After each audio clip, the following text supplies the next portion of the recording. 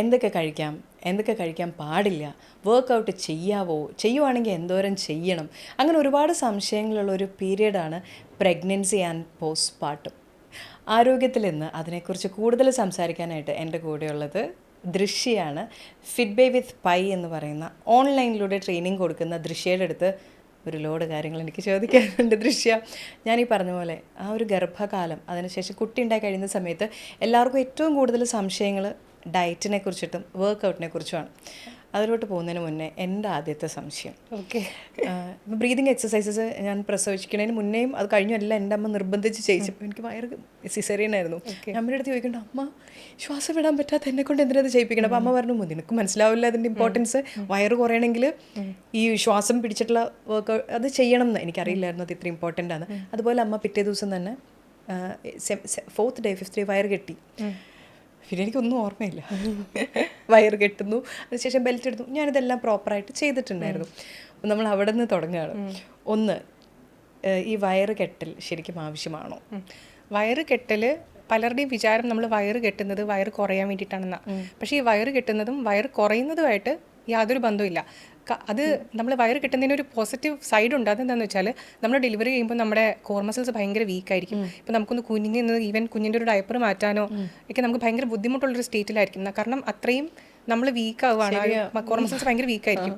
അപ്പോൾ ആ സമയത്ത് നമുക്കൊരു എക്സ്ട്രാ സപ്പോർട്ട് കിട്ടാൻ വേണ്ടി ഒരു ടമ്മി ടക്കർ കെട്ടുന്നത് നമുക്ക് അമ്മയ്ക്ക് ആ ഒരു ഡെയിലി ഫങ്ഷൻസ് ഉണ്ടല്ലോ അത് കുറച്ചുകൂടി ഈസിയർ ആക്കാൻ വേണ്ടി നമ്മൾ വയറ് കെട്ടുന്നത് നല്ലതാണ്. പക്ഷെ പലരും ഇത് വയറ് കുറയുന്നതായിട്ട് റിലേറ്റ് ചെയ്യും. കാരണം എന്താണെന്ന് ഞാൻ പറഞ്ഞുതരാം. ഓട്ടോമാറ്റിക്കലി ത്രൂ നമ്മൾ പ്രഗ്നൻസി ടൈമിൽ നമ്മുടെ യൂട്രസിൻ്റെ സൈസ് കൂടുമല്ലോ. ഈവൻ ഒരു 500 times വരെ യൂട്രസിന് എക്സ്പാൻഡ് ആവാനുള്ളൊരു കേപ്പബിലിറ്റി ഉണ്ട്. ഓക്കെ, അപ്പോൾ അത് ആഫ്റ്റർ ഡെലിവറി ആദ്യത്തെ ഒരു ഫ്യൂ വീക്സിൽ ഈ യൂട്രസ് അതിൻ്റെ പ്രീ സ്റ്റേറ്റിൽ എങ്ങനെയാണോ അതുപോലെ അത് ചുരുങ്ങും. ഇൻവല്യൂഷൻ എന്ന് അതിന് പറയാം പ്രോസസ്സിന്. അപ്പോൾ ഓട്ടോമാറ്റിക്കലി ഈ ആദ്യത്തെ ഫ്യൂ വീക്സിൽ ഈ യൂട്രസ് ചുരുങ്ങും. അപ്പോൾ അത് ചുരുങ്ങുമ്പോൾ ഓട്ടോമാറ്റിക്കലി വയറ് ചെറുതായിട്ട് കുറയും. അപ്പോൾ പലരും വിചാരിക്കുമോ ഞാൻ ഈ വയറ് കെട്ടി വെച്ചുകൊണ്ടാണ് ഇത് കുറഞ്ഞത്. പക്ഷെ വയറ് കെട്ടിയതല്ല, ഈ യൂട്രസ് സൈസ് കുറഞ്ഞത് കൊണ്ടാണ് അവിടെ വയർ ആക്ച്വലി ഒരു ചേഞ്ച് വരുന്നത്. ഈ ടമ്മി ടക്കർ കെട്ടുന്നതിൻ്റെ ഒരു പ്ലസ് എന്താണെന്ന് വെച്ചാൽ നമ്മുടെ ബോഡിക്ക് കോർ മസിൽസിനൊക്കെ ബാക്ക് മസിൽസിനൊക്കെ കുറച്ചൊരു സപ്പോർട്ട് കിട്ടും. അതിന് വേണ്ടി മാത്രമല്ല, അത് വയറും ഇതുമായിട്ട് ബന്ധമൊന്നുമില്ല. എന്തായാലും ഞാനങ്ങനെ ബന്ധപ്പെടുത്തി കെട്ടി ഞാൻ ഓരോ തവണയും. പക്ഷെ അത് ഭയങ്കര അസ്വസ്ഥതയാണ്. ഈ കെട്ടിൽ ഒരു സുഖമില്ല. പ്രത്യേകിച്ച് ആ ടമ്മി ടക്കറൊക്കെ ഇട്ട് കഴിഞ്ഞിട്ട് ശ്വാസം മുട്ടുമ്പോൾ ഞാൻ വയറ് പറയട്ടെ. അതല്ലായിരുന്നു. എന്നാലും കോർ മസിൽസിന് ഹെൽപ്പ് ഉണ്ടായിക്കാണോ എന്ന് ഞാൻ വിചാരിക്കുന്നു. ഞാൻ പ്രഗ്നൻ്റ് ആയിരുന്ന സമയത്ത് ആദ്യം തൊട്ട് ഗ്യാസിൻ്റെ കളിയാണ്. ഭയങ്കര ഗ്യാസ് എന്ന് വെച്ചാൽ എന്ത് കഴിച്ചാലും ഗ്യാസാണ്. അപ്പോൾ അതുവരെ വർക്കൗട്ട് ചെയ്യുമായിരുന്നെങ്കിലും ഞാൻ വർക്കൗട്ടൊക്കെ ആ സമയത്ത് സ്റ്റോപ്പ് ചെയ്തു. അത് കഴിഞ്ഞ് 58 പ്രഗ്നൻ്റ് ആയ ഞാൻ കുഞ്ഞിനെ ഡെലിവറി ചെയ്യുന്ന ദിവസം 75 കിലോയായിരുന്നു. ഓക്കെ, ഞാനിതൊക്കെ വളരെ ഗ്രേസ്ഫുള്ളി എടുക്കുന്നു, എല്ലാം കഴിയുന്നു. അതിനുശേഷമാണ് ഞാൻ ഈ സെലിബ്രിറ്റീസിനെ പലരെ ശ്രദ്ധിച്ചത്. ആലിയ ഭട്ട്, അനുഷ്ക ശർമ്മ, ശില്പ ഷെട്ടി, ഇവരൊക്കെ ഗർഭിണികളായ സമയത്ത് ഞാൻ നോക്കുമ്പോൾ അവരുടെ വയറ് മാത്രം വലുതായി വരുന്നു. കുഞ്ഞു പോയി കഴിഞ്ഞപ്പോൾ അതിനുശേഷം വല്ല സർജറിയോ എന്തൊക്കെ ഉണ്ടാവും അത് നമുക്കറിയില്ല. പക്ഷേ ആ സമയത്ത് നമുക്ക് കാണാമല്ലോ വയറ് മാത്രം. ഞാനൊക്കെ ബലൂൺ പോലെ അവസാനമായപ്പോഴത്തേനും മൊത്തത്തിലാണ് വലുതായി വന്നത്. അതെന്താ അതിൻ്റെ ഒരു ഗുഡ് ടിപ്സ്? അതെന്താ പ്രശ്നം എന്ന് വെച്ചാൽ നമ്മൾ പലപ്പോഴും കൺസേൺഡ് ആണ്. പ്രഗ്നൻസി ആകുമ്പോഴത്തേക്കും മിസ്കാരേജ് ആകുമോ, കുട്ടിക്ക് എന്തെങ്കിലും ബുദ്ധിമുട്ട് വരുമോ, നമ്മളെന്തെങ്കിലും വർക്കൗട്ട് ചെയ്താൽ കുട്ടിക്ക് എന്തെങ്കിലും പ്രശ്നം ഉണ്ടാവുമോ, അതെല്ലാവരുടെയും ഒരു കോമൺ കൺസേൺ ആണ്. അത് ആരും നമുക്ക് കുറ്റം പറയാൻ പറ്റില്ല. സെലിബ്രിറ്റീസ് എന്താ ചെയ്യുന്നതെന്ന് വെച്ചാൽ അവർ പ്രഗ്നൻസി ആയി കഴിയുമ്പോഴും അവർ വർക്കൗട്ട് സ്റ്റോപ്പ് ചെയ്യില്ല ഒരിക്കലും. അവരൊരു ട്രെയിൻഡ് പ്രൊഫഷണലിൻ്റെ കീഴിൽ അവർ വർക്കൗട്ട് കണ്ടിന്യൂ ചെയ്യും. നമ്മളെന്താ ചെയ്യുന്നത്, നമ്മൾ പ്രഗ്നൻസി എന്ന് കേട്ടാൽ പിന്നെ നമ്മൾ വർക്കൗട്ട് അവിടെ നിന്ന് ഒരു ഫുൾ സ്റ്റോപ്പ് ഇടുക. പിന്നെ നമ്മളൊരു ഡെലിവറിക്ക് ശേഷം ഒരു 3 months 4 months ശേഷമാണ് നമ്മൾ പിന്നെ ഒരു വർക്കൗട്ടിനെ കുറിച്ച് ചിന്തിക്കുന്നത് തന്നെ, അല്ലേ? അപ്പോൾ വർക്കൗട്ട് സ്റ്റോപ്പ് ചെയ്യുന്നതാണ് നമ്മുടെ നമ്പർ 1 മിസ്റ്റേക്ക്. നമുക്ക് പ്രഗ്നൻസി സമയത്തും സേഫ് ആയിട്ട് നമുക്ക് വർക്കൗട്ട് ചെയ്യാം. അത് ഓരോ ട്രൈമസ്റ്ററിനും ചെയ്യാൻ പാടില്ലാത്ത വർക്കൗട്ട്സ് ഉണ്ട്, ചെയ്യേണ്ടതായിട്ടുള്ള വർക്കൗട്ട്സ് ഉണ്ട്. അപ്പോൾ ഒരു ട്രെയിൻഡ് ആയിട്ടുള്ള ആളുടെ കീഴിൽ വർക്കൗട്ട് ചെയ്താൽ സേഫ് ആയിട്ട് പ്രഗ്നൻസിക്ക് ഒരു ബുദ്ധിമുട്ടും ഇല്ലാതെ നമുക്ക് വർക്കൗട്ട് ചെയ്ത് പോകാം.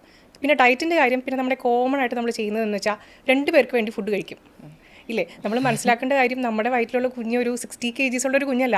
ഡെലിവറി ടൈമിലാണ് ഒരു 3 kgs ഒക്കെ, ആ ഒരു അറൗണ്ട് പറയാം കേട്ടോ, ആ ഒരു kgsലോട്ട് വരുന്നത് ഡെലിവറി ടൈമിലാണ്. അപ്പോൾ കുഞ്ഞിന് എത്രയാണ് എക്സ്ട്രാ കാലറീസ് വേണ്ടതെന്ന് നമുക്കറിയില്ല. ആക്ച്വലി ഫസ്റ്റ് ട്രൈമസ്റ്ററിൽ ഒരു എക്സ്ട്രാ കാലറി കഴിക്കേണ്ട ആവശ്യമില്ല. ഫസ്റ്റ് 3 മന്ത്സിൽ, അതായത് 12 വീക്സ് വരെ ഒരു എക്സ്ട്രാ കാലറിയുടെ റിക്വയർമെൻറ്റ് അവിടെ വരുന്നില്ല. ഓക്കെ, ആക്ച്വലി സെക്കൻഡ് ട്രൈമസ്റ്ററും തേർഡ് ട്രൈമസ്റ്ററിലുമാണ് എക്സ്ട്രാ കാലറീസിൻ്റെ ഡിമാൻഡ് വരുന്നത്. അപ്പോൾ അപ്പോഴാണ് നമ്മൾ എക്സ്ട്രാ കാലറീസ് കുറച്ചെങ്കിലും കഴിക്കേണ്ട ആവശ്യമുള്ളൂ. നമ്മളിത് രണ്ടും ചെയ്യുന്നില്ല. ഡയറ്റും നമ്മൾ തോന്നിയ പോലെ ഇഷ്ടം പോലെ അങ്ങ് കഴിക്കും, വർക്കൗട്ടും ചെയ്യില്ല. ഇത് രണ്ടുമാണ് നമ്മൾ ഇങ്ങനെ ഉരുണ്ട് വരാനുള്ള സാധ്യത. അതിപ്പോൾ എൻ്റെ കാര്യം ഞാനും അങ്ങനെ തന്നെയായിരുന്നു. പ്രഗ്നൻസി ടൈമിൽ ഞാനും ഒത്തിരി വെയിറ്റ് ഗെയിൻ, നിയർലി ഒരു 20 kgs പുട്ട് ഓൺ ചെയ്ത ആളാണ്. കാരണം ആ സമയത്ത് എനിക്കിതിനെക്കുറിച്ച് അവയർനെസ് ഇല്ല. പിന്നീട് ഇതിനെക്കുറിച്ച് പഠിച്ച് ഇതിൻ്റെ സ്പെഷ്യലൈസേഷൻസും എടുത്തപ്പോഴാണ് നേരത്തെ ഞാനിങ്ങനെയും ചെയ്യേണ്ടതായിരുന്നു എന്ന് എനിക്കും തോന്നുന്നത്. അപ്പോൾ ഇനി വർക്കൗട്ട്, ഈ പ്രഗ്നൻസി കുട്ടി ഉണ്ടായി കഴിഞ്ഞിട്ട് ഈ സിസേറിയൻകാർക്ക് കുറേ കാലം വേറെ പറ്റത്തില്ലാത്തതുകൊണ്ട് ചെയ്യാൻ പറ്റുന്ന സിമ്പിൾ ആയിട്ടുള്ള വർക്കൗട്ട്സ് എന്താണ്? ഞാൻ പറഞ്ഞില്ലേ, നമുക്ക് ഡെലിവറി കഴിഞ്ഞ് വെരി നെക്സ്റ്റ് ഡേ നമുക്ക് വർക്കൗട്ട് ചെയ്യാൻ സ്റ്റാർട്ട് ചെയ്യാം. അതെനിക്ക് തോന്നുന്നു രേണു അത് അറിയാതെ തന്നെ ചെയ്തിട്ടുണ്ടായിരുന്നു. അത് വളരെ അമ്മയോട് you have to be thankful for that actually. കാരണം നമ്മൾ ബ്രീതിങ് എക്സസൈസ് ഈവൻ നമുക്ക് വെരി നെക്സ്റ്റ് ഡേ വെച്ച് സ്റ്റാർട്ട് ചെയ്യാം. അത് നമ്മുടെ ഈ ഡെലിവറി കഴിഞ്ഞ് ട്രൈ ചെയ്തിട്ടുള്ള ഒരാൾക്ക് മനസ്സിലാവും. നമുക്ക് ഈ ബേസിക് ബ്രീതിങ് ചെയ്യാൻ തന്നെ നമുക്ക് ഭയങ്കര ബുദ്ധിമുട്ടായിരിക്കും. വേദന. അതെ അതെ അതെ, അത് നമുക്ക് മസിൽസ് വീക്ക് ആയതുകൊണ്ടാണ് നമുക്ക് ആ ഒരു ബുദ്ധിമുട്ട് തോന്നുന്നത്. പക്ഷേ once you do like 10 times 20 times gradually ആ ബ്രീതിങ് എക്സസൈസിൻ്റെ ഫ്രീക്വൻസി കൂടുക വരികയാണെങ്കിൽ ഓട്ടോമാറ്റിക്കലി ആ ചെയ്യുന്നത് കുറച്ചുകൂടി ഈസിയർ ആവുന്നുണ്ടല്ലോ എന്ന് തോന്നും. ആദ്യം എനിക്ക് ഒരെണ്ണം പോലും ചെയ്യാൻ പറ്റുന്നില്ലായിരുന്നു, പിന്നെ എനിക്കൊരു 10 എണ്ണം ചെയ്യാം, 20 എണ്ണം ചെയ്യാം. അവിടെ നമ്മൾ ഓട്ടോമാറ്റിക്കലി നമ്മൾ അറിയാതെ നമ്മൾ കോർ മസിൽസ് സ്ട്രെങ്തൻ ചെയ്ത് കൊണ്ടുവരികയാണ്. പിന്നെ സി സെക്ഷൻ, അതായത് ഇപ്പോൾ നമ്മൾ പോസ്റ്റ്മോർട്ടം സ്റ്റേജ് ഏതാണെങ്കിലും ആദ്യം നമ്മൾ ചെയ്യാൻ നമ്മുടെ അസസ്മെൻറ്റ് ചെയ്യാം. അതായത് ഒരു ക്വാളിഫൈഡ് ആളുടെ അടുത്ത് പോയിട്ട് ഇപ്പം എന്താണ് നമ്മുടെ ഇപ്പോഴത്തെ ഫിറ്റ്നസ് ലെവൽ, എങ്ങനെയാണ് നമ്മുടെ കോർ കണ്ടീഷൻ, എന്താണ് നമുക്ക് ഡയാസ്റ്റാസിസ് റെക്ടയോ അങ്ങനെ എന്തെങ്കിലും ഇഷ്യൂസ് ഉണ്ടോ എന്നൊക്കെ ചോദിച്ചിട്ട് തുടങ്ങണം. ഇതൊക്കെ നോക്കിയിട്ട് വേണം അത് ചെയ്താൽ നമുക്ക് പിന്നീട് ഒരു ബുദ്ധിമുട്ടും വരില്ല. നമ്മൾ മെയിൻ ഫോക്കസ് ചെയ്യുന്നതാണ്. നമ്മുടെ അടുത്ത് ഏതൊരു ക്ലയൻറ്റ് വന്നാലും നമ്മൾ ഫിറ്റ്നസ് അസസ്മെൻറ്റ് ചെയ്യും, ഡയാസ്റ്റാസിസ് റെക്ടയോ ഉണ്ടോ, വേറെ എന്താണ് ഇഷ്യൂ എന്നൊക്കെ നമ്മൾ നോക്കിയിട്ടാണ് നമ്മൾ വർക്കൗട്ട്സ് കൊടുക്കാറ്. So that the client gets the maximum benefits and it is safe for them. അതാണ് നമ്മൾ ഫോക്കസ് ചെയ്യുന്നത്. പിന്നെ നടപ്പ്, ഇതിപ്പോൾ ആർക്കും ചെയ്യാൻ പറ്റുന്നൊരു കാര്യമാണല്ലോ. ഞാൻ വളരെ കൂടുതൽ കേട്ടേക്കുന്ന ഒരു കാര്യമാണ്, ഇപ്പം പ്രഗ്നൻ്റ് ആണെങ്കിലും അല്ലെങ്കിലും അത് കുട്ടി ഉണ്ടായി കഴിഞ്ഞിട്ടുണ്ടെങ്കിലും ഏറ്റവും എളുപ്പത്തിൽ ചെയ്യാൻ പറ്റുന്ന വർക്കൗട്ട് നടപ്പാണ്. പക്ഷെ നടപ്പ് മാത്രം മതി, അത് ശരിയാണോ? ഫാറ്റ് ലൂസ് ചെയ്യാൻ വേണ്ടിയിട്ട്, വെയിറ്റ് ലൂസ് ചെയ്യാൻ വേണ്ടിയിട്ട്, ബോഡിക്ക് ആ ടോണിങ് ഉണ്ടാവാൻ വേണ്ടിയിട്ട് നടപ്പ് മാത്രം മതി എന്ന് പറയുന്നത് ശരിയാണോ? ആക്ച്വലി രേണു പറഞ്ഞ പോലെ തന്നെ നടത്തം എന്ന് പറയുന്നത് എല്ലാവർക്കും ഈസി ആയിട്ട് ചെയ്യാം, കൺവീനിയൻ്റ് ആണ്. എല്ലാവർക്കും ചിലപ്പോൾ ഒരു ജിമ്മിൽ പോയി വർക്കൗട്ട് ചെയ്യുക അല്ലെങ്കിൽ വീട്ടിൽ തന്നെ ഒരു 1 hour വർക്കൗട്ട് ചെയ്യുക എന്നുള്ളത് പലർക്കും ചെയ്യാൻ ഡിഫിക്കൽട്ടായിട്ട് ഫീൽ ചെയ്യുന്ന ഒരു കാര്യമാണ്. ചെയ്യേണ്ടതാണ്, പക്ഷെ പലർക്കും ഡിഫിക്കൽട്ടാണ്. അതുകൊണ്ട് തന്നെ സേഫർ സൈഡിന് എല്ലാവരും പറയുന്നത് വാക്കിംഗ് ചെയ്യുന്നത് അറ്റ്ലീസ്റ്റ്. കാരണം വാക്കിംഗ് ചെയ്യുമ്പോൾ നമ്മൾ വർക്ക് ചെയ്യുന്ന ശരിക്കും നീറ്റ് എന്ന് പറയും, നോൺ എക്സസൈസ് ആക്ടിവിറ്റി തെർമോജനസിസ്. അപ്പം നമ്മൾ അറിയാതെ തന്നെ കുറച്ച് കാലറി ബേൺ, നമുക്ക് നടക്കണമെങ്കിൽ ഇച്ചിരി എനർജി ആവശ്യമുണ്ടല്ലോ, അപ്പോൾ ഓട്ടോമാറ്റിക്കലി അവിടെ കുറച്ച് കാലറി ബേൺ നടക്കുന്നുണ്ട്. അപ്പോൾ നീറ്റാണ് ആക്ച്വലി ഇമ്പ്രൂവ് ആവുന്നത്. ത്രൂ നീറ്റ് നമ്മൾ ബേൺ ചെയ്യുന്ന കാലറീസ് കുറച്ച് ഇമ്പ്രൂവ് ആവും നമ്മൾ വർക്കൗട്ട് ചെയ്യുകയാണെങ്കിൽ. പക്ഷെ നമ്മൾ നടക്കുന്നതുകൊണ്ട് നമുക്ക് എല്ലാ ഫിറ്റ്നസ് ആസ്പെക്ട്സും നമുക്ക് കവർ ചെയ്യാൻ പറ്റില്ല. ഒരാൾക്ക് ഫ്ലെക്സിബിലിറ്റിയിൽ വർക്ക് ചെയ്യണം, എനിക്ക് ഫ്ലെക്സിബിൾ അല്ല, എനിക്ക് താഴെ കുനിഞ്ഞ് കാല് തൊടാൻ പറ്റില്ല എന്നുണ്ടെങ്കിൽ നമ്മൾ ഫ്ലെക്സിബിലിറ്റി സ്ട്രെച്ചിങ് ഒക്കെ നമ്മൾ ചെയ്യണം. നമുക്ക് കുറച്ച് ഫാറ്റ് കുറഞ്ഞ് കുറച്ച് മസിൽ മാസൊക്കെ കൂട്ടണമെങ്കിൽ നമ്മൾ സ്ട്രെങ്ത് ട്രെയിനിങ് ചെയ്യണം. ഈ ഗോൾസൊക്കെ അച്ചീവ് ചെയ്യണമെങ്കിൽ അത് ത്രൂ വാക്കിംഗ് മാത്രം നമുക്കത് അച്ചീവ് ചെയ്യാൻ പറ്റില്ല. But walking is N excellent tool, anybody can start with, അത്രേ ഉള്ളൂ. സ്റ്റാർട്ട് വിത്തേ ഉള്ളൂ. അതെ അതെ. അപ്പോൾ ഞാൻ പക്ഷെ പല പേജസിൽ വായിച്ചിട്ടുണ്ട്, നമ്മൾ ഇപ്പം 30 വയസ്സുള്ള ഒരാൾ ഒരു ദിവസം 1 മണിക്കൂർ നടക്കുക, അല്ലെങ്കിൽ 40 വയസ്സുള്ള ഒരാൾ ഒരു 35 മിനിറ്റ് ഒരു 5 km/h അല്ലെങ്കിൽ ഒരു 120 ഹാർട്ട് ബീറ്റ് വരണ പോലെ നടന്നിട്ടുണ്ടെങ്കിൽ അത് മാത്രം മതി ഫാറ്റ് ലൂസ് ചെയ്യാനെന്ന്. ഫാറ്റ് ലൂസ് ആവില്ല. അത് മാത്രമല്ല, കാരണം നമ്മൾ ഓട്ടോമാറ്റിക്കലി ഞാൻ പറഞ്ഞ പോലെ കാലറീസ് ബേൺ ആവുന്നുണ്ടല്ലോ, അപ്പോൾ ഓട്ടോമാറ്റിക്കലി നമുക്ക് കാലറി ഡെഫിസിറ്റിലേക്ക് വരാനുള്ളൊരു ടൂളാണ് വാക്കിംഗ്. കാലറി ഡെഫിസിറ്റിനുള്ള ടൂളായിട്ടുള്ളൂ. കാരണം ഇപ്പോൾ ഒരാൾ, ഞാനിപ്പോൾ ഫാറ്റ് ലോസിൻ്റെ കാര്യം പറയുകയാണെങ്കിൽ, ഒരാൾ 1 kg ഫാറ്റ് കുറയണമെങ്കിൽ 7700 കാലറീസ് ഡെഫിസിറ്റ് ആവണം, എന്നാലേ 1 kg കുറയുള്ളൂ. പറ്റൂല. ഒരു ദിവസം എങ്ങനെ പറ്റാനാണ്? ഒരു ദിവസമല്ല. ഇപ്പോൾ ഒരാൾ വിചാരിക്കുകയാണ് എനിക്ക് ഒരാഴ്ചയിൽ ഒരു 1 kg കുറയ്ക്കണം എന്ന് പറഞ്ഞാൽ over a week 7700 calories deficit വരിക. അതായത് ഒരു ദിവസം ഏകദേശം 1000 കാലറീസിൻ്റെ ഡെഫിസിറ്റ് വരണം. ഓക്കെ, അപ്പോഴാണ് നമ്മൾ ഒരു ആഴ്ചയിൽ 10 കിലോ കുറയ്ക്കാൻ പറ്റും, 7 കിലോ കുറയ്ക്കാൻ പറ്റും എന്നൊക്കെ ആലോചിക്കുന്നത്. അതിലോട്ട് നമ്മൾ വരുന്നുണ്ട്. അപ്പോൾ അത് പറ്റൂല എന്ന് നമുക്ക് മനസ്സിലായി. അപ്പം ഇനി അടുത്ത സ്റ്റെപ്പ്, അങ്ങനെ കുറയാനായിട്ട് എന്താണ് ഈ വാക്കിംഗ് അല്ലാതെ ശരിക്കും ഒരാൾ ചെയ്യേണ്ടത് എന്തൊക്കെ തരം വർക്കൗട്ടാണ്? ഞാനൊരു ഫിറ്റ്നസ് ജേർണി ആരംഭിക്കുകയെന്ന് വിചാരിക്കാം, എനിക്കുള്ള ഏറ്റവും പ്രോപ്പറായിട്ടുള്ള കാര്യങ്ങൾ എന്തൊക്കെയായിരിക്കണം? നമ്മൾ ആദ്യമായിട്ട് ശ്രദ്ധിക്കേണ്ടത് നമ്മുടെ ബോഡിയുടെ ഇപ്പോഴത്തെ കണ്ടീഷൻ എന്താണെന്ന് നമ്മൾ ആദ്യം മനസ്സിലാക്കിയിരിക്കണം. അതായത് നമ്മളിപ്പോൾ തീരെ വർക്കൗട്ട് ചെയ്യാത്ത ഒരാളാണെങ്കിൽ നമ്മുടെ മസിൽസൊക്കെ ടൈറ്റ് ആയിരിക്കാനുള്ള ചാൻസ് ഉണ്ട്. അപ്പോൾ എവിടേക്കാണ് നമ്മുടെ ഫിറ്റ്നസ്സിൽ ഏതൊക്കെ പോർഷനാണ് നമ്മൾ വർക്ക് ചെയ്തെടുക്കേണ്ടത് നമ്മൾ ആദ്യം തന്നെ മനസ്സിലാക്കണം. അതായത് ഒരാൾക്ക് എത്രത്തോളം ഇൻറ്റൻസിറ്റി ഓഫ് വർക്കൗട്ട് എടുക്കാൻ പറ്റും, ഒരാളുടെ കോർ കണ്ടീഷൻ എങ്ങനെയാണ്, കോർ സ്ട്രെങ്ത് ഉണ്ടോ ഇല്ലയോ. അപ്പോൾ നമ്മൾ എന്തൊക്കെയാണ് ഡ്രോബാക്സ് എന്ന് കണ്ടുപിടിച്ചാലല്ലേ നമുക്ക് അതിൽ വർക്ക് ചെയ്തെടുക്കാൻ പറ്റുള്ളൂ. അപ്പോൾ നമ്മുടെ ബോഡി എന്താണ് ഡിമാൻഡ് ചെയ്യുന്നത് നമ്മൾ ആദ്യം ത്രൂ ഫിറ്റ്നസ് അസസ്മെൻറ്റ്സ് നമ്മൾ മനസ്സിലാക്കി എടുക്കുക. പിന്നെ അസസ്മെൻറ്റ്സിൻ്റെ റിസൾട്ടിൻ്റെ ബേസിസിൽ നമ്മളൊരു വർക്കൗട്ട് പാറ്റേൺ എന്താണ് വർക്കൗട്ട് വേണ്ടതെന്ന് പ്ലാൻ ചെയ്തെടുക്കുക. അത് ഗ്രാജുവലി പ്രോഗ്രസ് ചെയ്യുന്ന രീതിയിൽ പ്ലാൻ ചെയ്യണം. ഈ ഫിറ്റ്നസ് അസസ്മെന്റ് എന്ന് പറയുമ്പോൾ എന്താണ് ഈ ഫിറ്റ്നസ് അസസ്മെന്റ്? ഒരു അമ്മയുടെ കാര്യം പറയുകയാണെങ്കിൽ നമ്മൾ ആദ്യം കോർ കണ്ടീഷൻ ഭയങ്കര ഇമ്പോർട്ടൻ്റ് ആണ്. കാരണം പലർക്കും ഡയാസ്റ്റാസിസ് റെക്ട ഇഷ്യൂസ് ഉണ്ടോ എന്ന് നോക്കണം. അങ്ങനെയാണെങ്കിൽ ചെയ്യാൻ പാടില്ലാത്ത വർക്കൗട്ട് അതെങ്ങനെ കണ്ടുപിടിക്കും? അതെങ്ങനെ അസസ് ചെയ്യുന്നത്? ആക്ച്വലി നമുക്ക് സെൽഫ് അസസ്മെന്റ് ചെയ്യാൻ പറ്റും. പക്ഷേ സെൽഫ് അസസ്മെന്റ് ചെയ്യുന്നത് ഇത് ചിലപ്പം പ്രോപ്പർ ആയിരിക്കണം എന്ന് ഇമ്പോർട്ടൻ്റ് അല്ല. ഐ മീൻ അത് നിർബന്ധമില്ല അത് കറക്റ്റ് ആയിരിക്കണം എന്നുള്ളത്. അപ്പോൾ either you can go to a qualified professional. ഇപ്പോൾ വിമൻസ് ഹെൽത്ത് ഫിസിയോതെറാപ്പിസ്റ്റ് അങ്ങനെ ക്വാളിഫൈഡ് ആയിട്ടുള്ളവർക്ക്, അല്ലെങ്കിൽ പോസ്റ്റ് നേറ്റൽ ഫിറ്റ്നസ്സിൽ സ്പെഷ്യലൈസ്ഡ് ആയിട്ടുള്ളവർക്ക്, അപ്പോൾ അങ്ങനെയുള്ളവർക്കൊക്കെ അസസ് ചെയ്ത് കൊടുക്കാൻ അവർക്ക് അസസ് ചെയ്യാൻ പറ്റും. പിന്നെ ഈവൻ ഗൈനക്കോളജിസ്റ്റിനാണെങ്കിലും അവർക്കും അസസ് ചെയ്യാൻ പറ്റും DR ഉണ്ടോ ഇല്ലയോ എന്നുള്ളത്. അപ്പം ഇൻ ജനറൽ ഈ അസസ്മെന്റ് എന്ന് പറയുന്നത് ഇങ്ങനെയാണ്, പോയിട്ട് നമ്മൾ ഒരാളുടെ അടുത്ത് ചോദിച്ചിട്ട് അയാൾ നമ്മുടെ എല്ലാം, ഇല്ലെങ്കിൽ നമുക്ക് സെൽഫ് അസസ് ചെയ്യാം. നമ്മളിപ്പോൾ ചെയ്യുന്നത് എങ്ങനെയാണെന്ന് വെച്ചാൽ നമ്മൾ അസസ്മെൻറ്റിൻ്റെ സമയത്ത് നമ്മൾ ഫിസിയോതെറാപ്പിസ്റ്റ് നമ്മൾ എല്ലാ ക്ലയൻസിനെയും നമ്മൾ അസസ്മെൻറ്റ് ചെയ്യാറുണ്ട്. ഓക്കെ, അപ്പോൾ നമ്മൾ ഫിസിയോതെറാപ്പിസ്റ്റിനെ അസൈൻ ചെയ്യും ഈ ക്ലയൻറ്റിന്. അപ്പോൾ അവരാണ് ഈ അസസ്മെൻറ്റ് ചെയ്യുന്നത്. അപ്പോൾ ഓൺലൈൻ എന്ന് പറയുമ്പോൾ നമ്മൾ ഗൈഡ് ലൈൻസ് കൊടുക്കും. പോസ്ചർ എങ്ങനെയാണ് വേണ്ടത്, ബ്രീതിങ് എങ്ങനെ ചെയ്യണം, എങ്ങനെ അസസ് ചെയ്യണം എന്നുള്ളത് പറഞ്ഞു കൊടുക്കും. എന്നിട്ട് അവരെ സപ്പോർട്ട് ചെയ്യും എങ്ങനെയാണ് ഫൈൻഡ് ചെയ്യുക എന്നുള്ളത്. എന്നിട്ട് അവർക്ക് എന്താ ഫൈൻഡ് ചെയ്യുന്നതെന്നുള്ളത്, അവരുടെ റിസൾട്ട് എന്താ ഫീൽ ചെയ്യുന്നതെന്നനുസരിച്ചിട്ട് അവർ പറയും നമ്മുടെ അടുത്ത്, എനിക്ക് ഇത്രയും ഫിംഗർ ഗ്യാപ്പ് ഉണ്ടെന്ന് തോന്നുന്നു, ഇത്രയും ഡീപ്പായിട്ട് എൻ്റെ ഉള്ളിലോട്ട് വിരൽ പോകുന്നുണ്ട്. അപ്പോൾ ഇത് നമുക്ക് അവരുടെ ഫീഡ്ബാക്ക്സ് കിട്ടുമ്പോൾ നമുക്ക് മനസ്സിലാവും കോർ എത്രമാത്രം വീക്കാണ്. പിന്നെ നമുക്ക് കുറച്ച് മൂവ്മെൻറ്റ്സ് ചെയ്യിപ്പിക്കാം. അതായത് ഓരോരുത്തരുടെയും ഫോളോ ചെയ്യുന്ന പാറ്റേൺ ഡിഫറെൻ്റ് ആയിരിക്കും. നമ്മൾ നോക്കുന്നത് എന്താ പറയുക, ടൈറ്റ് മസിൽസ് എന്തെങ്കിലും ഉണ്ടോ, പോസ്ചർ എങ്ങനെയാണ് അസസ് ചെയ്യുമ്പോൾ തന്നെ നമുക്ക് ഏത് മസിൽസൊക്കെ വർക്ക് ചെയ്യണം എന്നൊക്കെ നമുക്ക് മനസ്സിലാവും. അങ്ങനെ പല എന്താ പറയുക പാരാമീറ്റേഴ്സ് ഉണ്ട്. അപ്പോൾ അതെല്ലാം നോക്കിയിട്ടാണ് നമ്മൾ എന്ത് വർക്കൗട്ട് കൊടുക്കണം എന്ന് ഡിസൈഡ് ചെയ്യാറ്. തന്നെ നോക്കുന്നതിനേക്കാളും നല്ലത് മറ്റൊരാളെ കൊണ്ട് നോക്കിയേക്കലായിരിക്കും. പക്ഷേ കാരണം നമ്മൾ ചിലപ്പോൾ പറ്റിക്കുമല്ലോ, നമ്മൾ ഇത്രയുള്ള പോകും അത്രേ ഉള്ളൂ കൈ ഇതൊക്കെ നമ്മൾ സ്വയം അറിയും. അപ്പോൾ ഇനി ജേർണിയുടെ ആദ്യത്തേത്, പ്രസവം കഴിഞ്ഞ ഒരാൾ ഏറ്റവും കൂടുതൽ വിഷമിക്കുന്ന കാര്യങ്ങളിലൊന്ന് വയറാണ്. അതായത് ഇപ്പം നോർമൽ കഴിയുന്ന ആളുകളുടെ വയറും സിസേറിയൻ ഡെലിവറി കഴിയുന്നവരുടെ വയറും തമ്മിൽ ചെറിയൊരു വ്യത്യാസമുണ്ട്. സിസേറിയൻകാർക്ക് ഒരു തിട്ട പോലെ വന്നിട്ട് ആ വയറിങ്ങനെ ചാടിക്കിടക്കുക, നോർമൽകാർക്ക് അത് ഫുള്ളായിട്ടുള്ള വയറാണ്. ഈ സാഗി ആയിട്ടുള്ള വയറിനെ കുറയ്ക്കാനുള്ള ഏറ്റവും നല്ല വർക്കൗട്ടുകൾ ഏതാണ്? ഞാൻ നേരത്തെ പറഞ്ഞ പോലെ ആദ്യം നമ്മൾ നോക്കേണ്ടത് എന്തുകൊണ്ടാണ് ഈ വയറ് വന്നിരിക്കുന്നത് എന്ന് നമ്മൾ ആദ്യം മനസ്സിലാക്കണം. അത് പ്രസവം കഴിഞ്ഞ എല്ലാവർക്കും വലിയ വയറ് വരില്ല. അല്ല, ചിലർക്ക് ഈ ജസ്റ്റ് ഫാറ്റ് ആയിരിക്കാം. ഓക്കെ, ചിലർക്ക് ഫാറ്റ് പ്ലസ് ഡയാസ്റ്റാസിസ് റെക്ട ആയിരിക്കാം. കാരണം ചിലർക്ക് ഇപ്പം നമ്മൾ ശ്രദ്ധിച്ചാൽ മസിൽ ലൂസ് ആവുന്ന അവസ്ഥ. അതെ നമ്മൾ ശ്രദ്ധിച്ചിട്ടുണ്ടെങ്കിൽ പലർക്കും ഈവൻ ഡെലിവറി കഴിഞ്ഞിട്ടാണെങ്കിലും ഈവൻ 5 months പ്രഗ്നന്റ് ആണെന്ന് നമുക്ക് കാണുമ്പോൾ തോന്നും.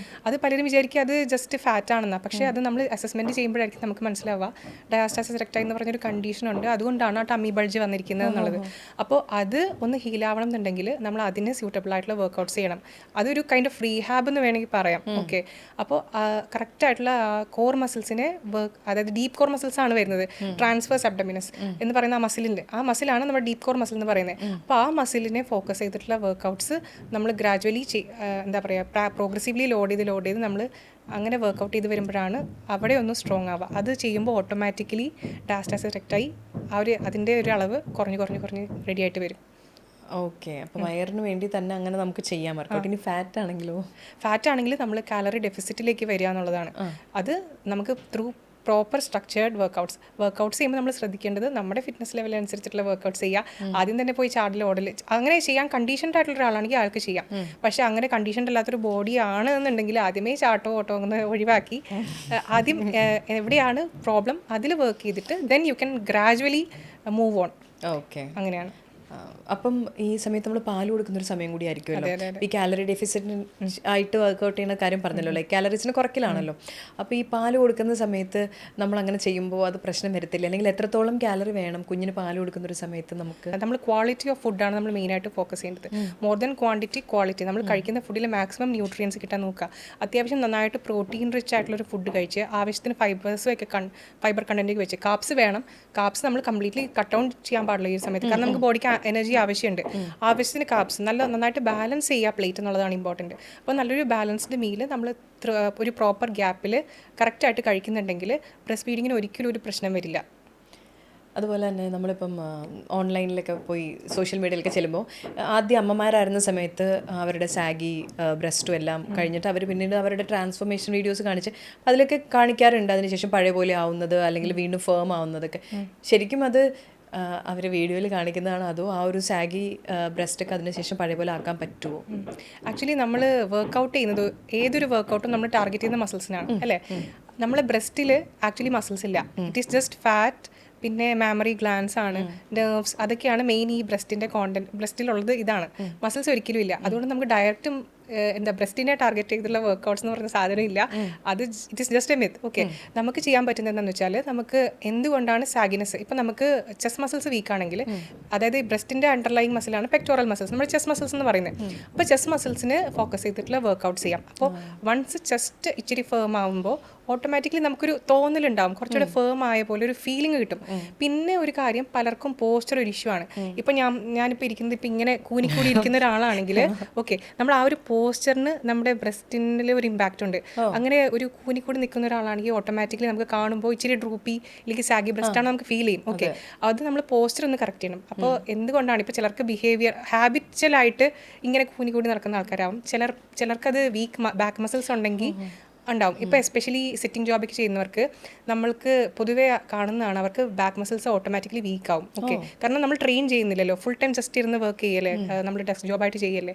അപ്പോൾ അങ്ങനെയുള്ളവർ നമ്മൾ ബാക്ക് മസിൽസിനെയും കൂടെ ഫോക്കസ് ചെയ്തിട്ട് വർക്കൗട്ട് ചെയ്യുമ്പോൾ നമുക്കൊരു ഓവറോൾ അങ്ങനെ ഒരു ഫീലിംഗ് തോന്നാം, അതായത് ഇച്ചിരി ഒരു ഫേം ആയ ഒരു ഫീലിംഗ് വരാം. പക്ഷേ ഡയറക്റ്റ് ബ്രസ്റ്റിനെ ടാർഗറ്റ് ചെയ്തുള്ള വർക്കൗട്ട്സ് ഇല്ല. You can work on your chest muscles and your back muscles depending on how it is, എന്താണ് ഡിമാൻഡ് എന്ന് നോക്കി അതിനനുസരിച്ച് നമുക്ക് ചെയ്യാം. അപ്പോൾ അതായത് ഈ ആദ്യത്തെ 3 months നമ്മൾ ഏറ്റവും സൂക്ഷിക്കണം, മിസ്കാരേജിന് ഏറ്റവും സാധ്യത ഉണ്ടെന്ന് പറയുന്ന സമയമാണല്ലോ. അപ്പോൾ ആ ഒരു ആദ്യത്തെ 3 monthsലും നമുക്ക് ചെയ്യാൻ പറ്റുന്ന വർക്കൗട്ട്സ് ഉണ്ടെന്നാണ്? അതെ, ചെയ്യാം. വർക്കൗട്ട്സ് സ്റ്റേവായിട്ട് ചെയ്യാൻ പാടില്ലാത്ത വർക്കൗട്ട്സ് എന്ന് പറയുന്നത് പ്രോൺ പൊസിഷനിലുള്ള വർക്കൗട്ട്സ്, അതായത് നമ്മൾ കമന്ന് കിടന്നിട്ടുള്ള വർക്കൗട്ട്സ് സേഫ് അല്ല. പിന്നെ നമ്മൾ ഒത്തിരി ചൂടുള്ള സ്ഥലത്ത് നിന്ന് വർക്കൗട്ട് ചെയ്യാൻ പാടില്ല. അതായത് കുഞ്ഞിൻ്റെ ബ്രെയിൻ ഡെവലപ്മെൻറ്റ് മെയിനായിട്ട് നടക്കുന്നത് ഈ ഫസ്റ്റ് 3 monthsലാണ്. ഓക്കെ, 12 weeks ആ ടൈമിലാണ്. അപ്പോൾ ആ സമയത്ത് നമുക്ക് ബോഡി ഒത്തിരി ഹീറ്റഡ് അപ്പ് ആവുന്നത് കുഞ്ഞിന് ചിലപ്പോൾ സേഫ് ആയിരിക്കില്ല. അപ്പോൾ അങ്ങനത്തെ കാര്യങ്ങൾ മാത്രം ഒന്ന് ശ്രദ്ധിച്ച് നമ്മൾ വർക്കൗട്ട് ചെയ്താൽ മതി. പിന്നെ നമ്മുടെ ബോഡി എന്ന് പറയുന്നത് ഭയങ്കര ബ്രില്യൻ്റ് ആയിട്ടൊരു സംഭവമാണ്. കാരണം ബോഡി ഓട്ടോമാറ്റിക്കലി ഇപ്പോൾ ഹീറ്റ് കൂടുന്നുണ്ടെങ്കിൽ അത് ഡിസിപ്പേറ്റ് ചെയ്യാനുള്ളൊരു കഴിവ് നമ്മുടെ ബോഡിക്ക് ഓട്ടോമാറ്റിക്കലി ഉണ്ട്, അതാണ് സ്വെറ്റിംഗ്. അപ്പോൾ ശ്രദ്ധിച്ചാൽ ചെയ്യുന്നവർക്ക് മനസ്സിലാവും. അപ്പോൾ ഫസ്റ്റ് 3 months വർക്കൗട്ട് ചെയ്ത ഒരാളാണെങ്കിൽ ചിലപ്പം നമ്മൾ സാധാരണ സ്വെറ്റിനേക്കാളും കൂടുതൽ സ്വെറ്റ് ചെയ്യും, കാരണം body is trying to dissipate that extra heat. അപ്പോൾ ബോഡിയിൽ ഓട്ടോമാറ്റിക്കലി ഒരു മെക്കാനിസം ഉണ്ട്. പിന്നെ നമ്മൾ ഒത്തിരി ചൂട്, അതെനിക്ക് തോന്നുന്നില്ല ആരും അങ്ങനെ ചെയ്യും എന്നുള്ളത്. അത്യാവശ്യം നല്ല എയറി ആയിട്ടുള്ള എൻവൈൻമെൻറ്റിൽ ഇല്ലെങ്കിൽ എയർ കണ്ടീഷൻഡ് ആയിട്ടുള്ള എൻവൈൻമെൻറ്റിൽ സേഫ് ആയിട്ട് വർക്കൗട്ട് ചെയ്യാം. പ്രോൺ പൊസിഷനിൽ വർക്കൗട്ട് ചെയ്യരുത്, അത്രേ ഉള്ളൂ. വെയ്റ്റ്സ് നമുക്ക് പ്രഗ്നൻസി അതായത് വെയ്റ്റ്സ് ഇപ്പം നേരത്തെ ഒരാൾ ഒരു 60 kgs ഒക്കെ എടുക്കുന്ന ഒരാളാണെങ്കിൽ ത്രൂ പ്രഗ്നൻസി ടൈമിൽ വെയ്റ്റ്സ് കുറയ്ക്കണം. അതായത് എടുത്ത വെയിറ്റ് കുറയ്ക്കുക. പിന്നെ ബെല്ലി സൈസ് ഗ്രോ ചെയ്യുന്നതിനനുസരിച്ചിട്ടാണ് നമ്മൾ റിഗ്രസ് ചെയ്യേണ്ടത്. ഓക്കെ, അപ്പോൾ ഹെവി വെയ്റ്റ്സ് ഒക്കെ പ്രഗ്നൻസി ടൈമിൽ മാറ്റി വെച്ചിട്ട് ഫങ്ഷണൽ സ്ട്രെങ്ത് ട്രെയിനിങ് ഫോക്കസ് ചെയ്യുന്നതായിരിക്കും നല്ലത്. കാരണം നമ്മളിപ്പോൾ പ്രഗ്നൻസി ടൈമിൽ വർക്കൗട്ട് ചെയ്യുമ്പോൾ ഫോക്കസ് എന്താണെന്ന് വെച്ചാൽ ലേബർ ഒന്ന് നമുക്ക് ഈസി ആക്കുക. പിന്നെ നമുക്ക് പ്രഗ്നൻസി ടൈമിൽ വർക്കൗട്ട് ചെയ്യുന്നതിൻ്റെ വേറൊരു ഗോൾ എന്ന് പറയുന്നത്, പ്രഗ്നൻസി സമയത്ത് പലർക്കും ബോഡി പെയിൻ ഇഷ്യൂസൊക്കെ ഉണ്ടാവും ഇല്ലേ. അപ്പോൾ ആ ബോഡി പെയിൻ ഒന്ന് കുറയ്ക്കുക, നമ്മുടെ ബ്ലഡ് സർക്കുലേഷനൊക്കെ ഒന്ന് പ്രോപ്പർ ആവാം, കാലിൽ പെയിൻ വരിക. അപ്പോൾ ആ പെയിൻസൊക്കെ കുറയ്ക്കാൻ വേണ്ടിയിട്ടുള്ള വർക്കൗട്ട്സൊക്കെ വേണം. അങ്ങനത്തെ അതായത് നമ്മൾ ട്രെയിനിങ് പാറ്റേൺ ഒന്ന് ചേഞ്ച് ചെയ്യണം നമ്മുടെ ആ സമയത്തെ ഡിമാൻഡ് അനുസരിച്ചിട്ട്. പ്രഗ്നൻസി സമയത്തെ ഡിമാൻഡ് ഡിഫറെൻ്റ് ആണ്. നമ്മളിപ്പോൾ സാധാരണ വർക്കൗട്ട് ചെയ്യുമ്പോൾ നമ്മുടെ ഉദ്ദേശം എന്ന് പറയുന്നത് മസിൽസ് ഗെയിൻ ചെയ്യുക, അതൊക്കെ ആയിരിക്കും ഒരു സാധാരണ ഒരാൾ, അല്ലെങ്കിൽ വെയിറ്റ് കുറയ്ക്കുക അതിനൊക്കെ വേണ്ടിയിട്ടാണ് ഒരാൾ വർക്കൗട്ട് ചെയ്യുന്നത്. പക്ഷേ പ്രഗ്നൻസി സമയത്ത് നമ്മുടെ ഗോൾ ഡിഫറെൻറ്റാണ്. അതായത് ഞാൻ നേരത്തെ പറഞ്ഞ പോലെ ബോഡി പെയിൻ കുറയ്ക്കുക, അതായത് പോസ്റ്റ് ഡെലിവറി നമ്മുടെ റിക്കവറി ഈസിയർ ആക്കുക. അപ്പോൾ അതൊക്കെയാണ് നമ്മുടെ ഗോൾ. അപ്പോൾ അതിനനുസരിച്ചിട്ട് നമ്മൾ ട്രെയിനിങ് പാറ്റേണിൽ വർക്കൗട്ട്സിൽ നമ്മൾ അഡ്ജസ്റ്റ്മെൻറ്റ് ചെയ്യണം. അപ്പോൾ ഡെഡ് ലിഫ്റ്റ്സ് ഒക്കെ പിന്നീട് ചെയ്യാവുന്നതാണ്. മേ ബി പ്രഗ്നൻസി ടൈമിൽ മേ ബി അതൊന്ന് റിഗ്രസ് ചെയ്യാം, ഇല്ലെങ്കിൽ സ്റ്റോപ്പ് ചെയ്യുന്നത് കൊണ്ട് കുഴപ്പമൊന്നുമില്ല. ഈ പ്രഗ്നൻസി സമയത്ത് ഞാൻ കേട്ടിട്ടുള്ള കാര്യങ്ങളാണ്, അതായത് എല്ലാ ദിവസവും മിറ്റടിക്കുക, സ്റ്റെപ്പ് ഇഷ്ടംപോലെ കയറി ഇറങ്ങുക. എൻ്റെ മോനെ ഡെലിവറി ചെയ്യുന്ന ദിവസമൊക്കെ പ്രഗ്നൻസി ഈ പ്രസവം എളുപ്പമാവാനാന്ന് പറഞ്ഞിട്ട് സ്റ്റെപ്പ് എല്ലാ സമയമൊക്കെ അപ്പോൾ ഒരുപാട് സ്റ്റെപ്പ് കയറി ഇറങ്ങുകയൊക്കെ ചെയ്യിപ്പിച്ചിട്ടുണ്ടായിരുന്നു. ശരിക്കും അങ്ങനെ എന്തെങ്കിലും ഉണ്ടോ, ഇതുമായിട്ട് ബന്ധമുണ്ടോ ലേബറുമായിട്ട്? അതായത് നമ്മൾ സ്റ്റെപ്സ് കയറി ഇറങ്ങുന്ന പ്രൊസീജിയർ അത് പറയുമ്പോഴത്തേക്കും എന്താ വരുന്നതെന്ന് വെച്ചാൽ നമ്മുടെ ബ്ലഡ് സർക്കുലേഷൻ അത്യാവശ്യം നന്നായിട്ട് നടക്കും അല്ലേ. നമ്മുടെ പെൽവിക് ഫ്ലോറിലേക്കുള്ള ബ്ലഡ് സർക്കുലേഷൻ, ലോവർ ബോഡിയിലേക്കുള്ള ബ്ലഡ് സർക്കുലേഷനൊക്കെ ഇമ്പ്രൂവ് ചെയ്യാൻ നല്ലതാണ്. പക്ഷേ സ്റ്റെയർ കയറിയേ മതിയാവൂ അങ്ങനെയൊന്നുമില്ല. പക്ഷേ ലേബർ എക്സസൈസ് ചെയ്യുന്നത്, ബോൾ എക്സസൈസ് ചെയ്യുന്നത്, ഫിസിക്കലി ആക്റ്റീവ് ആയിട്ടിരിക്കുന്നത്, ഡീപ്പ് സ്ക്വാറ്റ്സ് ഒക്കെ ചെയ്യുന്നത് പെൽവിക് ഫ്ലോർ മസിൽസിൻ്റെ ആ ഭാഗത്തേക്കുള്ള സർക്കുലേഷൻസും ഒക്കെ പിന്നെ ആ മസിൽസൊക്കെ ഒന്ന് സ്ട്രോങ് ആക്കാൻ നല്ലതാണ്. അതുകൊണ്ട് ചെയ്തോന്ന് വെച്ചാൽ പ്രശ്നമില്ല. ബട്ട് സ്റ്റെയർ കയറിയേ മതിയാവുന്നു അങ്ങനെയൊന്നുമില്ല. മിറ്റവടി ഇതുമായിട്ട് എങ്ങനെയാണ് കണക്റ്റഡ്? മിറ്റമടി എനിക്ക് തോന്നുന്നില്ല. കാരണം നമ്മൾ കുനിഞ്ഞു നിന്ന് ചെയ്യുന്നൊരു കാര്യമാണല്ലോ. അപ്പോൾ ആ സമയത്ത് നമ്മൾ പോസ്ചർ ശ്രദ്ധിച്ചിട്ടില്ല എന്നുണ്ടെങ്കിൽ ചിലപ്പം നമുക്ക് അത് ബാധിക്കാൻ, ഐ മീൻ അഡ്വേഴ്സ്ലി എഫക്റ്റഡ് ആവാൻ ചാൻസ് ഉണ്ട്. അതുകൊണ്ട് ഞാൻ ഒത്തിരി അങ്ങനെ റെക്കമെൻഡ് ചെയ്യില്ല കുനിഞ്ഞു നിന്ന് മിറ്റമടിക്കുന്നതൊന്നും. പക്ഷേ ഡെയിലി നമ്മൾ ചെയ്തിരിക്കുന്ന ഫിസിക്കൽ ആക്ടിവിറ്റീസൊക്കെ വലിയ കുഴപ്പമില്ല, നമുക്ക് കണ്ടിന്യൂ ചെയ്യുന്ന പോകുന്നതിന് കുഴപ്പമൊന്നുമില്ല. പക്ഷേ അലൈൻമെൻറ്റ് നമ്മൾ പ്രോപ്പറായിട്ട് ശ്രദ്ധിക്കണം. നമ്മുടെ സ്പൈൻ അലൈൻമെൻറ്റ് അത് നമ്മളൊന്ന് അവെയർ ആയിരിക്കണം, ആ സമയത്ത് കോഷ്യസ് ആയിരിക്കണം. ഈ പ്രഗ്നൻ്റ് ആയിരിക്കുന്ന സമയത്ത് ഇത് സിനിമകളിൽ കണ്ടിട്ടുള്ളതാണ് കേട്ടോ, വെള്ളം കോരുന്നത് കുഞ്ഞിന് ചീത്തയാണ് അങ്ങനെയൊക്കെ ഉണ്ട്. വെള്ളം കോരുന്നത് എനിക്ക് തോന്നുന്നു ആ വെയിറ്റിൻ്റെ ഇതുകൊണ്ടായിരിക്കും അത് പറയുന്നത്. അങ്ങനെ ഒരു പ്രശ്നമുണ്ടോ? അതായത് ഈ ഞാൻ നേരത്തെ പറഞ്ഞ ഈ അബ്ഡമിനൽ പ്രഷർ വരും. കാരണം നമ്മൾ നമ്മളെന്താ ഈ പുള്ളി ചെയ്യുന്നൊരു സമയത്ത് അറിയാതെ നമ്മൾ പ്രഷർ കൊടുക്കും അബ്ഡമിനാണ്. അത് നമ്മൾ വേണമെന്ന് വെച്ച് ചെയ്യുന്നതല്ല, ഓട്ടോമാറ്റിക്കലി ബോഡിയുടെ റെസ്പോൺസ് ആണ്. ആ വെയിറ്റിന് എഗെയിൻസ്റ്റ് ആയിട്ട് നമ്മൾ ഒരു പ്രഷർ കൊടുക്കും. അപ്പോൾ ആ പ്രഷർ കൊടുക്കുന്നത് നമ്മുടെ കോർ മസിൽസിന് സേഫ് അല്ല. അതുകൊണ്ടാണത് ചെയ്യേണ്ടതെന്ന് പറയുന്നത്. ഇപ്പോൾ നമ്മൾ പറഞ്ഞല്ലോ ഫസ്റ്റ് ട്രൈമസ്റ്ററിൽ, അതായത് കുഞ്ഞ് ഇത്രേ ഉള്ളൂ ആ സമയത്ത് നമ്മൾ കാലറീസ് കൂടുതൽ കൊടുക്കണ്ട ആവശ്യമില്ല. ഫസ്റ്റ് ട്രൈമസ്റ്ററിൽ വേണ്ട. പക്ഷേ സെക്കൻഡിലും തേർഡിലും വരുമ്പോൾ അതിനൊരു ഡയറ്റ് പ്ലാൻ ഒക്കെ ഉണ്ടോ? സെക്കൻഡ് ട്രൈമസ്റ്ററിൽ നമ്മൾ I mean as per the studies research വെച്ചിട്ട് ഫൈൻഡ് ചെയ്തിരിക്കുന്നത് എങ്ങനെയാണെന്ന് വെച്ചാൽ സെക്കൻഡ് ട്രൈമസ്റ്ററിൽ എക്സ്ട്രാ ഒരു 340 കാലറീസ് പെർ ഡേ ആണ് എക്സ്ട്രാ റിക്വയർമെൻറ്റ് വരുന്നത്. പിന്നെ നമ്മൾ തേർഡ് ട്രൈമസ്റ്ററിൽ വരുമ്പോൾ ഒരു 450 അറൗണ്ട് ഒരു 450 കാലറീസ് വരെയാണ് വരുന്നത്. പക്ഷേ ഇതിപ്പോൾ ട്വിൻസ് ആണ്, ഇതിപ്പോൾ സിംഗിൾ ബേബി ആണെങ്കിലാണ്. ട്വിൻസ് ആണെങ്കിൽ കാലറി റിക്വയർമെൻറ്റ് ഒന്നും കൂടെ കൂടുതലായിരിക്കും. പക്ഷെ അത് ഭയങ്കര വ്യത്യാസമൊന്നുമില്ലല്ലോ. ഈ 340 എന്നൊക്കെ പറഞ്ഞാൽ ചെറിയൊരു പോർഷൻ ആഡ് ചെയ്താൽ, അപ്പോൾ നമ്മൾ ഈ പറയുന്ന പോലെ 2 പേർക്ക് വേണ്ടിയിട്ടുള്ള കഴിക്കൽ, ആഗ്രഹമുള്ളെല്ലാം മസാല ദോശ, ബിരിയാണി അങ്ങനെയൊന്നും ഇല്ല, ചെറിയ വ്യത്യാസം മതി. അങ്ങനെ ചെയ്യേണ്ട ഒരു ആവശ്യമില്ല. നമ്മളത് ചെയ്യുന്നു, അതുകൊണ്ടാണ് നമുക്ക് പലപ്പോഴും ബുദ്ധിമുട്ടുണ്ടാകുന്നത്. വെയിറ്റ് ഗെയിൻ, അൺനെസസറി വെയിറ്റ് ഗെയിൻ്റെ കാരണമൊക്കെ മെയിൻലി ഇതാണ്. നമ്മൾ കാലറീസ് ഒന്നും നമ്മൾ തീരെ അറ്റൻഷൻ കൊടുക്കാത്തൊരു പാർട്ടാണ്. അതുകൊണ്ടാണ് എക്സസ് വെയിറ്റ് ഗെയിൻ പലർക്കും ഉണ്ടാകുന്നത്. ഇപ്പോൾ ഞാൻ ആമിർ ഖാൻ സിനിമയ്ക്ക് വേണ്ടി ദങ്കലിന് വേണ്ടിയിട്ട് ഇത്ര മാസം കൊണ്ട് ഭയങ്കരമായിട്ട് വെയിറ്റ് കൂട്ടി. പക്ഷെ അതിനുശേഷം 6 മാസം അത്ര എടുത്തോന്ന് അറിയത്തില്ല, പുള്ളിയെ പഴയ ബോഡിയിലോട്ടായി. അപ്പോൾ അന്ന് അതിനെക്കുറിച്ച് ഞാൻ വായിച്ചു. വെയിറ്റ് കൂടുക കുറയാന്ന് പറയുമ്പോൾ നമുക്കൊരു ഇൻട്രസ്റ്റിംഗ് കാര്യമാണല്ലോ. അപ്പോൾ പുള്ളി പറഞ്ഞു വെച്ചാൽ അതിന് വരെ ബോഡി അത്രയും ഫിറ്റ് ആയിരുന്നുകൊണ്ട്, ഹി വാസ് ഓൾവേസ് ഫിറ്റ്. അപ്പോൾ അങ്ങനെ ചെയ്തത് കൊണ്ട് it was easy for him to lose അത്രയും ഉണ്ടായിരുന്ന വെയിറ്റ് പിന്നെ കളയാൻ എളുപ്പമായിരുന്നു.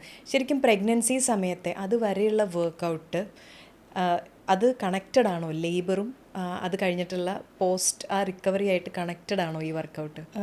ആക്ച്വലി മസിൽ മെമ്മറി എന്ന് പറഞ്ഞൊരു സംഭവമുണ്ട്. അതായത് നമുക്ക് ഒരു പ്രാവശ്യം ട്രെയിൻ ചെയ്തൊരാൾക്ക് കുറച്ചുകൂടി എളുപ്പമായിരിക്കും റീഗെയിൻ ചെയ്യാനായിട്ടുള്ളത്. അതായത് പഴയ ഒരു സ്റ്റേറ്റിലേക്ക് പോകാൻ എപ്പോഴും ഫിസിക്കലി ആക്റ്റീവ് അല്ലെങ്കിൽ വെയിറ്റ്സ് ഒക്കെ എടുത്ത് ശീലമുള്ള ട്രെയിനിങ് ചെയ്തിട്ടുള്ള ഒരാൾക്ക് മസിൽ മെമ്മറി ഉണ്ടാവും. ഓക്കെ, അപ്പോൾ അതുകൊണ്ട് പ്രീ സ്റ്റേറ്റിലേക്ക് പോകാൻ കുറച്ചുകൂടി ഈസിയർ ആയിരിക്കും.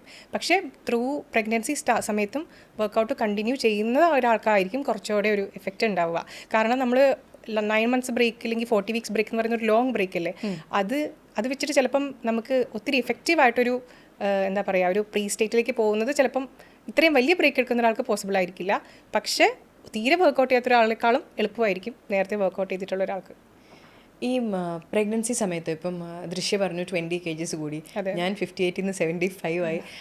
ഒപ്റ്റിമമായിട്ട് ഒരു ഗർഭിണിക്ക് എത്രയാണ് വെയിറ്റ് വെക്കേണ്ടത്, എത്രയാണ് ശരിക്കും വേണ്ടത്, എത്രത്തോളം ആ സമയമാകുമ്പോഴത്തേനും ആവാം?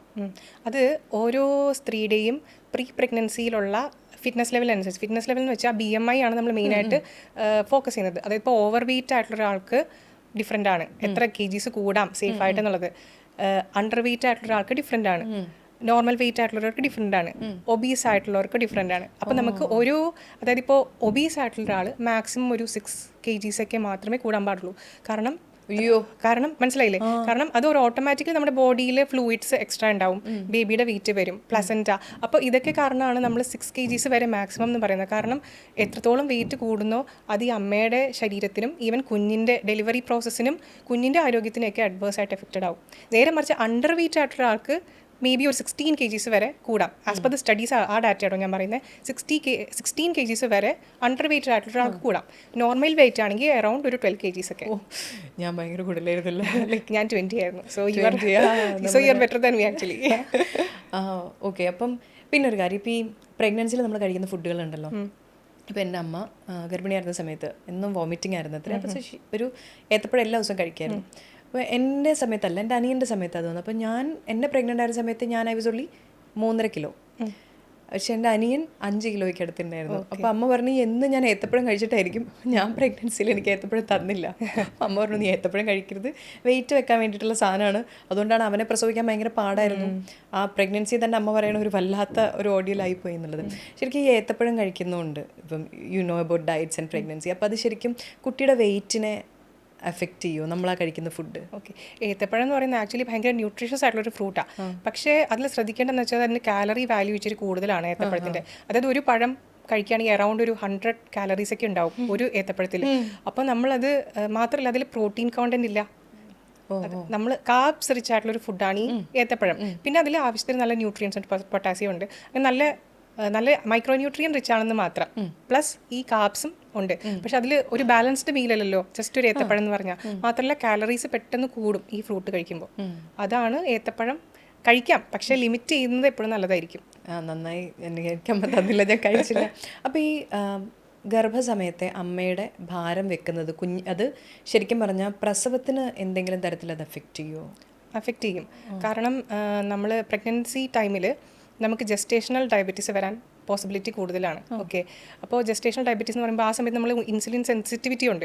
അപ്പോൾ കുറച്ചുകൂടെ ബ്ലഡ് ഷുഗർ ലെവൽസ് ഹൈ ആയിരിക്കും. കാരണം ഫീറ്റസിൻ്റെ മെയിൻ എനർജി സോഴ്സ് എന്ന് പറയുന്നത് നമ്മുടെ അമ്മയുടെ ബ്ലഡ് ഷുഗർ ലെവലാണ്.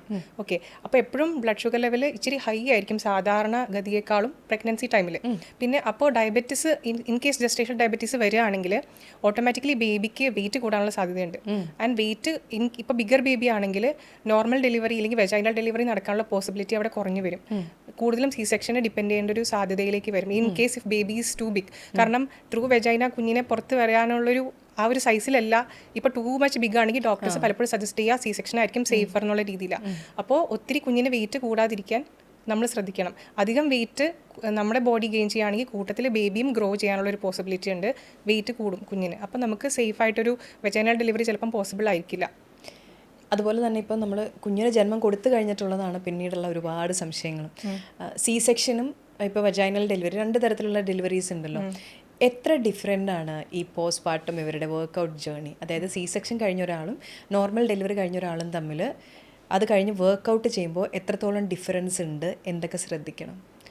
ഡിഫറൻസ് എന്ന് പറയുകയാണെങ്കിൽ എപ്പോൾ വർക്കൗട്ട് ചെയ്യാൻ സ്റ്റാർട്ട് ചെയ്യാം എന്നുള്ളതാണ് എല്ലാവരുടെയും ഡൗട്ട്. ഓക്കെ. അപ്പോൾ നമ്മൾ യൂഷ്വലി പറയുന്നത് എങ്ങനെയാണെന്ന് വെച്ചാൽ ആക്ച്വലി ഡെലിവറിയുടെ നെക്സ്റ്റ് ഡേ മുതൽ ചെയ്യാൻ പറ്റുന്ന വർക്കൗട്ട്സ് ഉണ്ട്. വർക്കൗട്ട്സ് എന്ന് പറഞ്ഞാൽ അത് കംപ്ലീറ്റ് ഒരു ജമ്പിങ് വർക്കൗട്ട്സ് അല്ല ഞാൻ ഉദ്ദേശിച്ചത്. ഈവൻ ബ്രീതിങ് എക്സസൈസസ് ഒക്കെ ഉണ്ട്.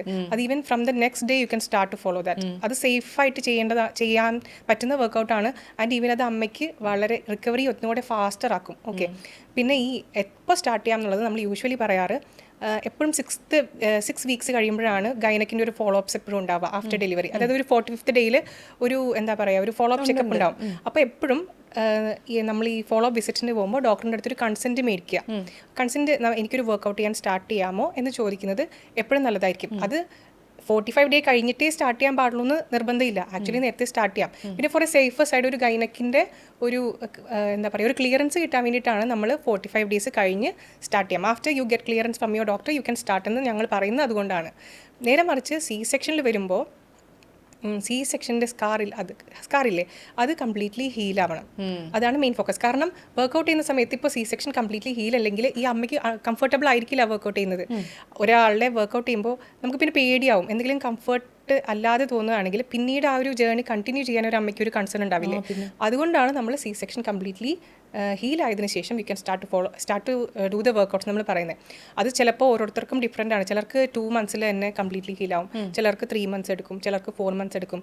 ആക്ച്വലി ഡെലിവറി കഴിഞ്ഞ് നമ്മൾ ഫിസിക്കലി ആക്റ്റീവ് ആവുന്ന ഒരാൾക്ക് ഈ റിക്കവറി കുറച്ചുകൂടെ ഫാസ്റ്റർ ആയിരിക്കും. So physical activity is very important post your delivery.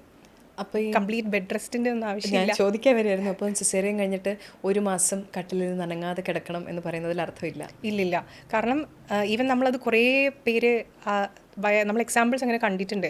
കാരണം ബെഡ് റെസ്റ്റ് നമ്മൾ എന്തോരം ചെയ്യുന്നു, നമ്മുടെ ബോഡി ഒന്നും കൂടെ വീക്ക് ആവാണ്. അവർ body is design for movement, not for rest. നമ്മൾ എന്തോരം വർക്കൗട്ട് ചെയ്യുന്നു, എന്തോരം വർക്കൗട്ട് എന്നല്ല, എന്തോരം നമ്മൾ ആക്റ്റീവായിട്ടിരിക്കുന്നു, ബോഡി അത്രയും കൂടുതൽ ഫങ്ഷണൽ ആവുകയാണ്. അത് നമ്മളെല്ലാവരും മനസ്സിലാക്കേണ്ട ഒരു കാര്യമാണ്.